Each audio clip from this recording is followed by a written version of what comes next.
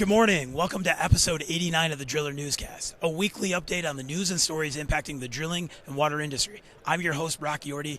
This week's episode is brought to you by TDH Manufacturing.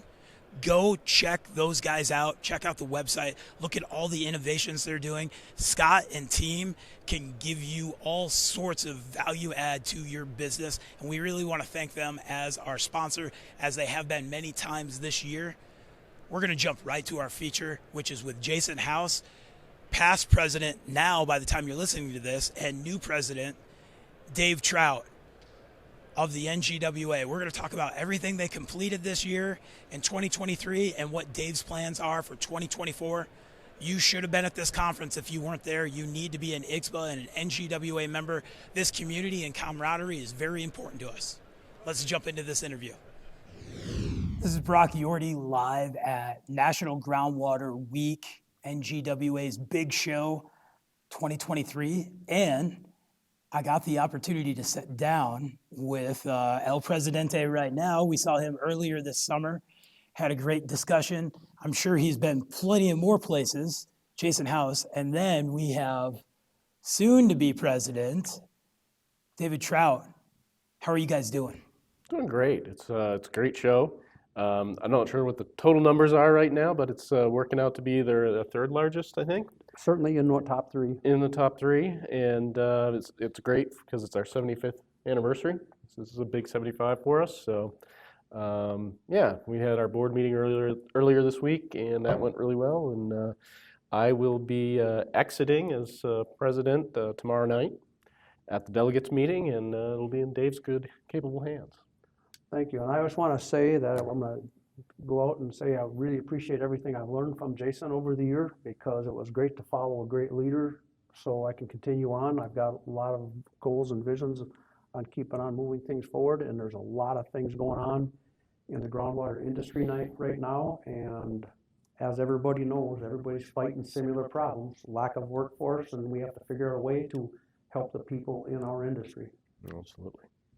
So to switch up the questions, is there a magic notebook out there somewhere with all the scribbles in it? Like, did Snelton give you something with some crayon scribbles on, hey, this is what we really needed to get done in 2023 that I'm leaving to you? No, there's no magic notebook. I think there is a very capable, very well-oiled board that is working behind the scenes to make sure that our initiatives are getting completed and that we are serving our members the best way that we can. So I think if there's anything, it's the template of having good leadership over the years, and that example that has been set over the years, and we're working at a very high level, I think, on the board right now. So, did you get what you wanted to get done this year?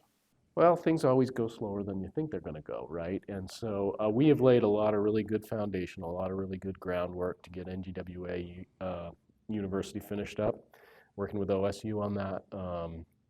We're getting ready to roll out some new capabilities for our membership in terms of managing their business. That's going to come out this next year. I think that's something to really look forward to. We kept the train on tracks, and we got a long way down the road, I think, to finishing our initiatives that we have right now. And we just need to be laser focused and making sure that we don't lose sight of that at the next shiny object that comes along. So. And we this week will get to see the demonstration of Groundwater Pro on the show floor, and yes, Business Pro, and NGWAU is also going to be demonstrated. And it's kind of cool the amount of 21st century technology that we're rolling out with great early adopters right now. It's not our grandfather's association anymore. I would agree with you, Brock, and I used to sit back, and this might date me, but I used to sit back before I was a board member and thinking, boy, nothing really changes in this industry. I've been coming for 10 years, it's the same thing. Different rig, different color, same thing. I have to say, right now, I'm more excited than ever about the new stuff that's available to us. With a Business Pro, I think it's going to be a huge business platform that can basically streamline people's businesses. I mean, think about it. If you think back 10, 15 years ago, you couldn't take your smartphone, do about 15 taps and order anything your little heart desired, including Christmas lights there, Brock. And it'll show up. You billed yourself, you ordered it, you shipped it, and no other human was involved, right? We have to be smarter about how we run our businesses going forward, and I believe Business Pro is going to do that. It's going to be a work in progress. It's nearly totally complete, and stay tuned because I think it's going to make every contractor's business model more efficient and easier to run, less man hours to get the same thing done. Right. And they can, it can all be run right from a tablet or a phone out in the field, like Dave said, as opposed to having to go back to your desktop, punch everything in based on your notes, So I think it's a game changer. And I think it brings that, client management and data management for those clients and billing and everything into one nice comprehensive package that will really serve the membership well, I think. It's the ability to streamline, to have some set processes, and we saw this. It's been a long time since the spreadsheet came out that we as professionals in this industry, we saw. I just gave a presentation where the median construction pay is still $22 an hour, and we have those warehouses where I get those Christmas lights from popping up in these rural areas everywhere. That's $30 an hour, climate controlled. Like we being able to have that technology allows us to focus more on what we're good at, bringing resources out of the ground, discovering the unknown. I will say this, Brock, and I have, obviously I've got a lot of employees, all ages, and the younger generation, some people will throw darts at them and say they're this or that. No, they need to be engaged in a different manner. If they decide they're committed to something, they're going to learn at a much more accelerated pace than we did back in our day, and this technology that we have available to them through Drilling Basics and Business Pro will exponentially speed up the learning curve so they can become a professional in a much shorter window of time. And my concern is if we don't do that, we won't keep them engaged, we won't keep them interested, and they're going to go down to other careers. Yeah, absolutely. We saw this summer when NGWA hosted the workforce development talk, and Dave Schulenberg was part of. Our average age of a driller right now is about 58, and by 2030, 45% of our current industry will be retired. Rightfully so, should be sipping a Mai Tai and jet setting like Jeff Williams, where is he in Vermont or is he at his other house, right? Well, to that point, everybody has an expiration date, even though your mind says no, right? Yeah. So with that in mind, we have to think about that because I think there's a lack of planning on many people who really love their business and they love their career in the drilling industry. But Mother Nature has a different plan. When you clock out, you're clocked out. That's just the way it is. Sorry to say, that's the reality of life.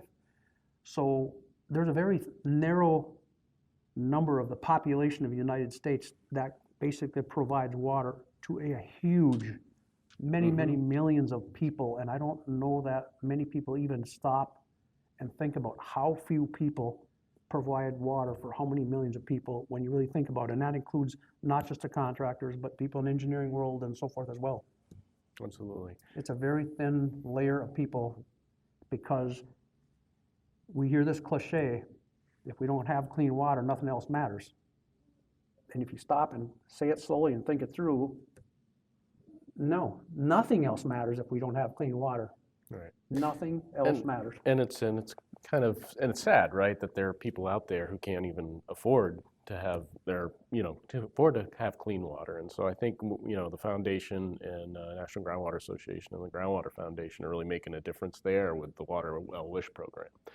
And so people who can't get loans, there's a chance that we can actually get them out there and get a well installed for them so they have access to clean drinking water. And we have a lot of our members who are jumping in and really leaning into that and doing in-kind donations on their time and efforts. And we have manufacturers and suppliers who are leaning in with giving the materials needed. So I think it's a really great program.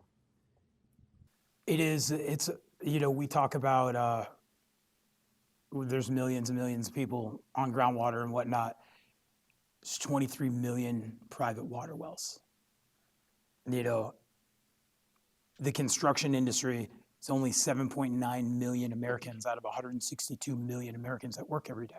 So you really start thinking about that home that needs a water well, and that water well's $8,000, $12,000, and they can't afford it. We have all sorts of programs in place around the world and for underserved communities for pipelines and lead and that stuff. But the private water well gets overshadowed by the massiveness that a municipality is. Yep. And it's a great concept to have that. I haven't done the research, but I'd like to research each state if I get time, but I happen to know Minnesota because I live there. Think of it this way, Minnesota population of 5.5-ish million people. 70% of that 5.5 million people drink groundwater. Yes, it may be a municipality, yeah, it may be a small village.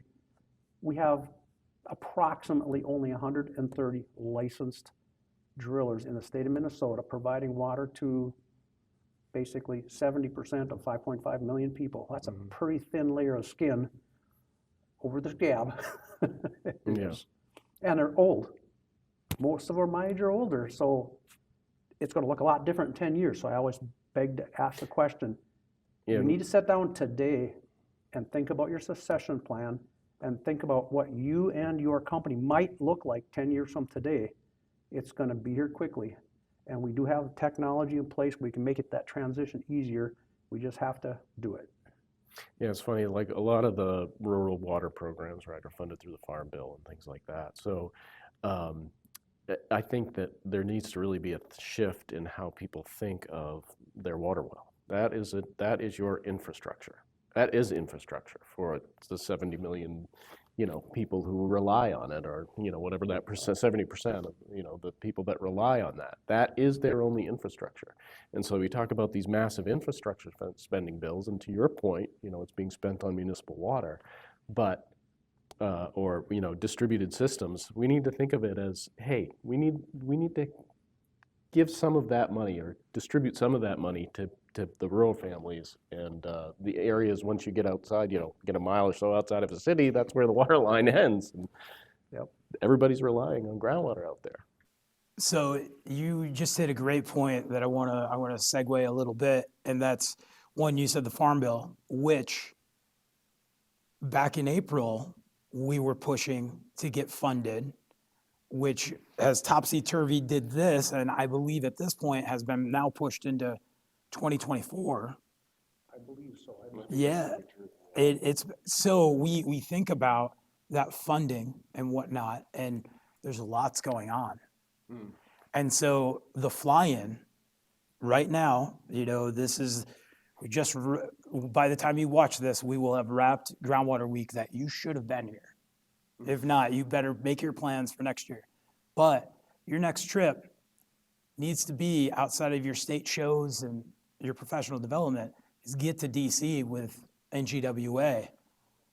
The unfortunate reality, Brock, to your point is, like I mentioned, we as a water providing industry are so small, even though we provide clean water to the masses, whether it's a PFAS contamination issue or whatever, that's difficult to get anybody to listen to us in Washington over all of the rest of the noise that's going on. I mean, just putting it in perspective.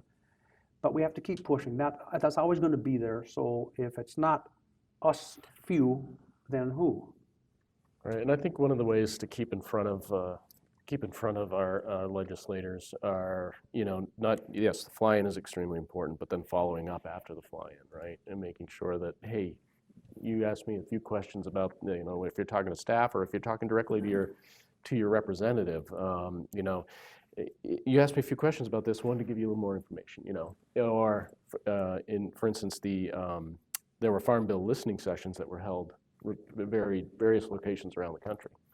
I went to the one that they held in Maine, and I stood up and, did the old stumping for groundwater there too. So there's other ways that you can continue that impact and continue making the point of why groundwater is so important.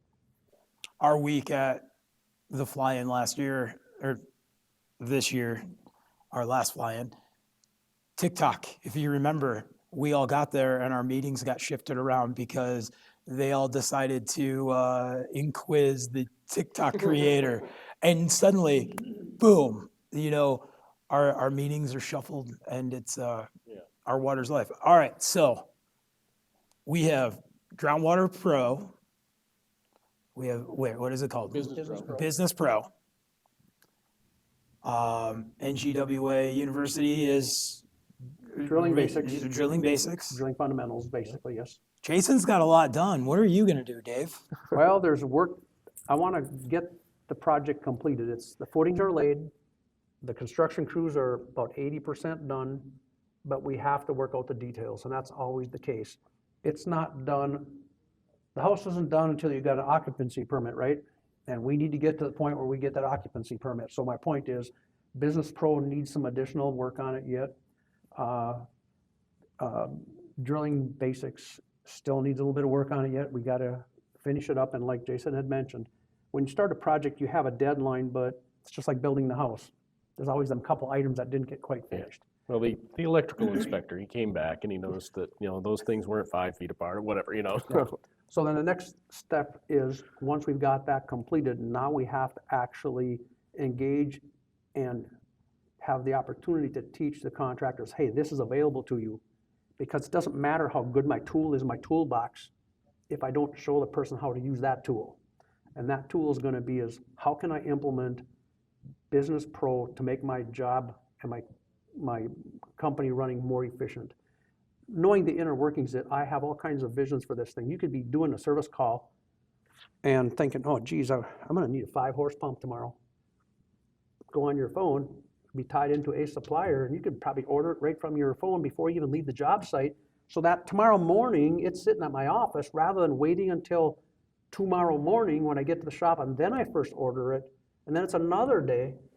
At least it's going to improve the speed of business with more reliability because you know what's available, when you're going to get it, and so forth. That's just one item and one feature of it. Electronic time cards is one of the things I requested in Business Pro, and that's going to change people's business because more and more people in the trades are converting completely to paperless time cards. My people love it. They can go on their phone and it's like, I have 6 days of vacation left. I already know that because then I request another one rather than tomorrow I better go check with HR and see how many days I got left, right? Mm-hmm. It's all that efficiency thing. It goes back to the intelligence that's out there, the platforms that are out there. As long as we've got the right template, we can make this a really, really efficient platform for running a business. I love it. So we're shifting. You have 2024 coming up. You have a pretty busy business in Minnesota. They let me come to work 50 hours a week or more yet. How do you balance? 5 years ago, I would have said I couldn't do this. And I will say this, I have a great group of partners in my business that are experts in their area that are giving me the opportunity to do this. Because if it wasn't for that, I really couldn't do a due diligence job. But right now, I'm totally comfortable that with the people I have in place and their skill set, I can leave the farm and know it's going to get run properly. Any advice for Dave? I would say Terry gives you a call, you got to pick up the phone.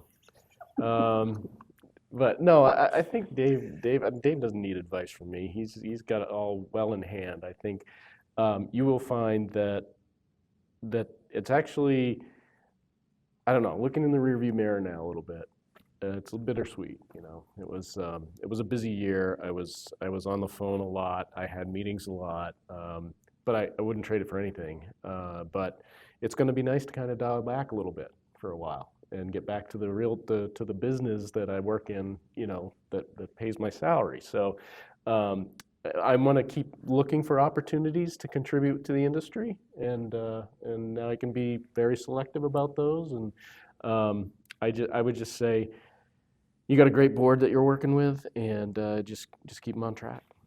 And to add to your point, I can't re-emphasize enough what Jason just said. I've been on boards that sometimes you back up and go, why did I get here? I have to say this, I have respect for every one of my board members and what they bring to the table as far as input. We don't all want to always agree on things because then why have them, right? I'm fine if we have a constructive debate, and I can't speak enough highly about the current roster that we have. They're just great people to work with, and I really want to tell them publicly, I really appreciate their effort and their time they spend. And none of this would work without the staff at NGWA. Just top-notch staff. Terry runs a really good ship there, and I just love everybody at NGWA because they're so passionate about making sure that the membership get what they need, and that things like this event, which is a massive event, get pulled off. I'm hearing big attendance. Like, this is going to be a big year. Right now, you can see today as I was getting my badge, there were people registering right then. Like, I can't stress enough how important the unity, camaraderie, professional development, everything that this show is. That if you're watching this and you're going, man, I should have been there. Yeah, you should have been here, because this is our community. I've been coming to the trade show every year since probably 1989, and I'll say this to anybody who's never been here. You will learn as much outside of the training classes if you talk to the right people as you will in the classes. There's so much knowledge in these halls. If you want to know anything, you don't have to travel very far, ask very many questions before you will find an expert that can really, really give you something of substance that you can take home and say, God, it was worth it for me to go to that thing because I've learned this and this and this. So many people are afraid to talk to their competition because they're the competition. It's like, no, we're in here for the common good of the water wheel industry, and people are very free to share ideas and processes to make things better and easier in our industry. I never ever get shunned and saying, hey, I ain't telling you that's a secret. Everybody's free and open to talk about whatever it is about the water well drilling industry. Yeah. I think that's great. Anything else you'd like to say before we wrap this? I'm totally energized and looking forward to running the presidency of the National Groundwater for the year of 2024, and I expect to see you here a year from now in the same location. Absolutely. And thank you. Thank you very much, Brock, for everything. I mean, you're a busy man, and with the water legislation we saw this year, the initiatives that happened, the PFAS stuff going on, like, there's not a more important time to be involved with all of this because, like you guys said, our voice is very important. We didn't touch on it very much here in this interview, but I'd like to take the opportunity to mention this. With the Inflation Reduction Act and the regeneration of the geothermal tax credits, and with the PFAS work that needs to get done and the 1,4-dioxane that needs to get done, this is going to be a great industry. People need to just stay schooled up, learn about what they're doing, and I'm looking forward to a bright future. Yeah, we got a lot of folks to get up to speed and trained on this next generation. And anybody young out there that's thinking, hey, I'd love one day to be sitting in these two guys' seats, you just got to ask. You just got to ask, starting at your state level, and get involved. Absolutely. Appreciate it. Thanks for your time. Thanks, gentlemen. I really appreciate it. Thank you for joining us for episode 89 of the Driller Newscast. Thanks again to Jason House and Dave Traut.